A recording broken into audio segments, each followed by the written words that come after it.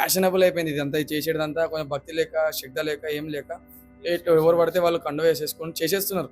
చేయడంలో ఏం తప్పులేదులే గానీ, ఇప్పుడు కొత్త ట్రెండ్ వచ్చేసిన రీల్స్ ఉంటేనే యేసుకుంటున్నారు. అంటే జస్ట్ షో ఆఫ్ కోసం చేస్తున్నారు. నా మనసుకైతే తెలిసింది చెప్తున్నా. ఎందుకంటే ఎవరు భక్తితోని లేరు. భక్తితోని ఉంటే ఫ్రేమ్‌లో కనిపియడు. ఏ ఫ్రేమ్‌లో కనిపియడు. ఏ టీవీలో కనిపియడు. ఎక్కడ కనిపియడు.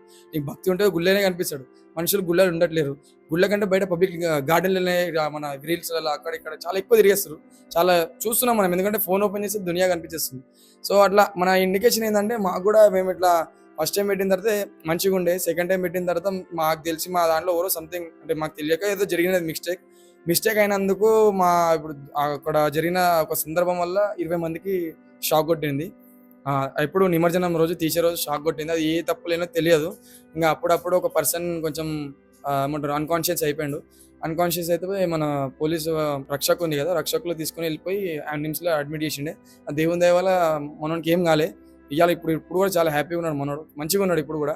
కానీ ఏంటంటే దేవుని దగ్గర ఎప్పుడు మజాక్ చేయొద్దు. అంటే దేవుడు భక్తితోని ఉండాలి మనం. భక్తితోనే ఉండాలి. మజాక్ నొక్కు అంతే ఇగ. మజాక్ చేయొద్దు ఎవరితోని. నా మన పాయింట్ అది బ్రో. మనం ఇక్కడనే అదే పాటిస్తాం. ఎవ్రీ ఇయర్ అట్లనే ఉంటాం. మొత్తం నిష్టంగా ఉంటాం. ఇంగ అటు ఇటు అయితే చెయ్యం. అట్లా. మేమైతే అదే పాటిస్తాం ఎక్కువ.